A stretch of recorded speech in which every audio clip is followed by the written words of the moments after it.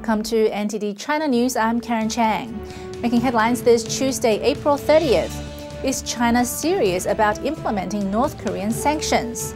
More claims against the Masanjia Labor Camp with the release of a new documentary, and the nephew of this activist is denied a potentially life-saving treatment by prison authorities. After North Korea carried out its latest nuclear test in February, the United Nations swiftly strengthened sanctions against the rogue state. The Chinese regime is the only major ally of Pyongyang, and there have been signs that even Chinese leaders may be losing patience with the North. Is the Chinese regime serious about implementing UN sanctions against North Korea? In this notice dated April 17th, China's Transport Ministry ordered its subsidiaries to, quote, strictly carry out sanctions imposed by the UN to punish North Korea's nuclear test in February. The notice comes after a series of high-level talks between the United States and China, and reiterated a trade ban with North Korea on items including nuclear and biochemical weapons and luxury goods. Political commentator Wukan believes the Communist Party has become wary of Pyongyang's antics and wants to avoid appearing like it's propping up its rogue neighbor. But it will not completely abandon the North. The communist regime is trying to reverse the negative image that North Korea has created. It's doing it to show the Chinese public and the Americans that Beijing is taking action. Though this is a measured approach, and the regime will not completely let go of its so-called little brother. North Korean leader Kim Jong-un has been issuing war threats against South Korea and the United States after the UN imposed its latest sanctions in March. On Tuesday, South Korean officials said most of its nationals at the Kaesong Joint Industrial Park with the North have returned home. North Korea suspended operations in the town earlier this month. On April 18th, North Korea signaled it would return to talks, but only if the U.S. and South Korea end their joint military exercises and that the UN withdraws its sanctions. South Korean officials have called the conditions absurd. A new documentary talking about the torture at China's notorious Masanjia Labor Camp is about to be released. NTD recently spoke with the director at a preview screening in Hong Kong. Under the ground are ghosts. Above the ground are women in the camp. But it's the women who are living in hell in the Masanjia Labor Camp. That's the horrific tale of just one survivor of the notorious Masanjia Women's Labor Camp interviewed in the new documentary, Women Above Ghosts' Heads. Masanjia is literally built on top of a graveyard in northeastern Liaoning province. For many years, it's been described by former inmates, rights groups, and NGOs as being a hell on earth, where brutal torture is a daily routine. I was deeply moved when they were talking about their sufferings during the horrendous torture. They were calm, like it happened to someone else.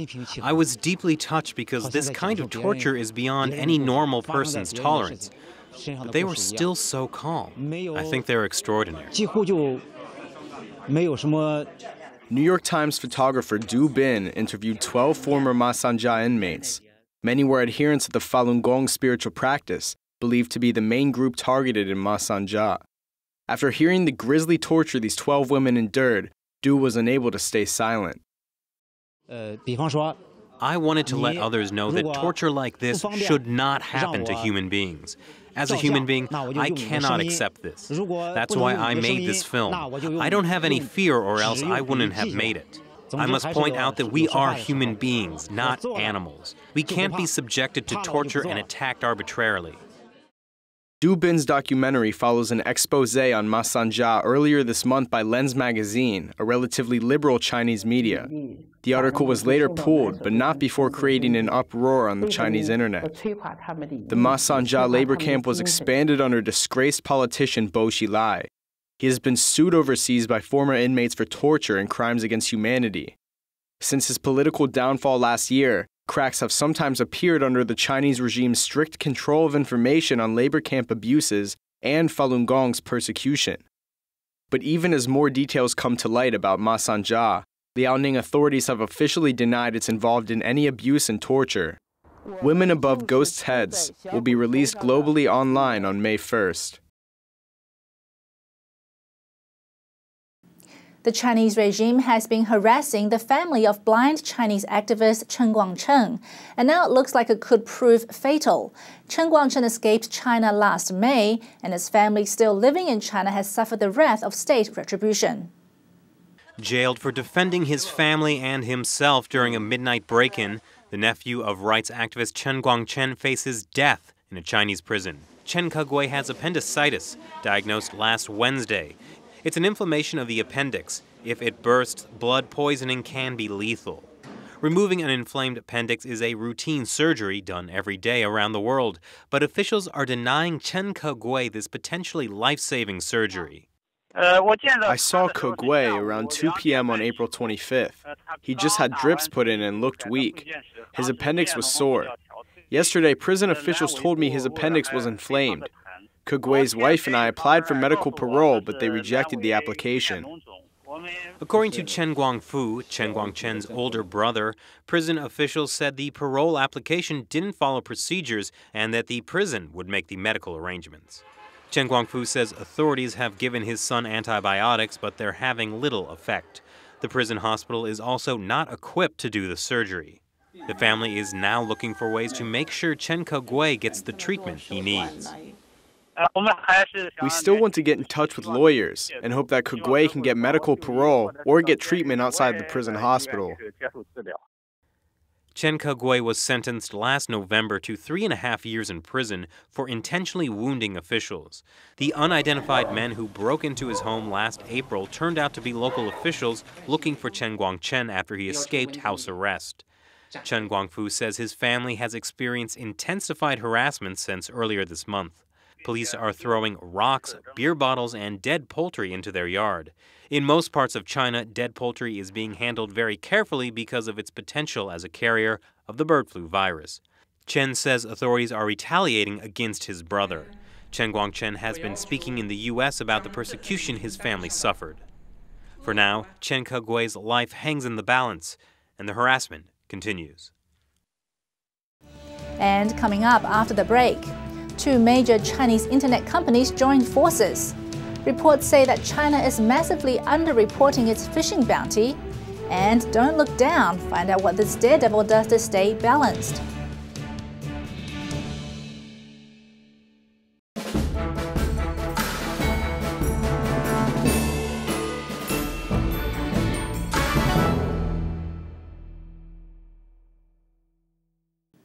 And welcome back.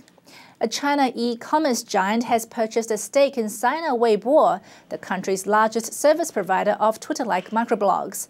Alibaba announced on Monday that it's acquiring 18% of Sina Weibo for $586 million. If the online retailer wanted to, it could increase the stake to 30% at an unspecified future date. Alibaba is like eBay in the United States. With the new deal, it will have access to Sina Weibo's 46 million daily active users. According to the Wall Street Journal, Alibaba could be looking to boost its share of the mobile market against Google's Android smartphones. Alibaba has been promoting its own smartphone operating system. It could boost the use of its OS by leveraging off the large amount of mobile customer data available now through this alliance with Sina Weibo. China by far consumes the most seafood of any single country in the world, accounting for about a quarter of the global demand for fish. Now there are reports the country could be underreporting the amount of fish it catches each year to feed that appetite. From 2000 to 2011, China reported to the UN it caught about 368,000 tons of fish per year. But according to one study, this is a massive underreporting. Scientists at Canada's University of British Columbia estimate that China brought in over 4.5 million tons of fish per year during that period. That's more than 12 times the officially reported number. The study has been cited by the European Parliament, which released this report earlier this month. The report estimates that China catches around 3.1 million tons per year in the Africa region, and 80% of that catch could be unreported. The European report says China is also the largest exporter of fishery products, accounting for about 13% of the world's fishery products trade in 2010. Wukan village in southern China grabbed global attention in 2011 after villagers forced out all the local Communist Party officials. They were angry that officials illegally sold their farmland, and since then they've been trying to get the land back. But so far those efforts have not gotten very far, and over the weekend fresh conflicts broke out between villagers and police. Hundreds of residents of the village of Wukan once again took to the streets on Saturday, blocking a public highway in southern China's Guangdong province. According to villagers, police used tear gas to disperse the crowd and 4 protesters were detained. The families of those in custody didn't know where they were being held. Villagers said officials were stalling on the restoration of farmland sold for development by former Communist Party village chief Shi Chang. However, residents said they saw strangers and a crowd of people who protested outside the village committee on Friday. Some villagers believe the protests were incited by political allies of Shi Chang to overthrow the committee. Shi Chang and local Communist Party officials were ousted in December 2011 following a series of peaceful protests by Wukan residents. Surprisingly, the villagers were then allowed to elect their own village committee, which took over in March 2012. And before we go today, we take you to China's Hunan province to see a daredevil who's living his life on the balance. Dressed in a blue bodysuit, Norwegian daredevil Esko Ronnisbakken is balancing from the Aizai suspension bridge in Hunan province. Below him is 1,000 feet down to the abyss. Onlookers hold their breath as Mr. Ronnisbakken performs his extreme balancing act without wearing a safety harness. Wowing the crowds, the daredevil balances on chairs and climbs out on a beam to perform his routine. And as if that wasn't enough, he then puts on a blindfold while performing acrobatics from a hot air balloon tethered to the ground. Mr. Ronnisbakken claims to have no fear of heights as he performs similar feats of acrobatics over lethal drops across the world. So what's the secret behind his amazing stunts? The daredevil says that he practices yoga, meditation, and breathing techniques to stay balanced. And that's all for this broadcast of NTD China News. For more of our China content, visit our website at ntd.tv or subscribe to our YouTube channel NTD on China. Coming up next is China Focus with Charlie Zhang. Stay tuned.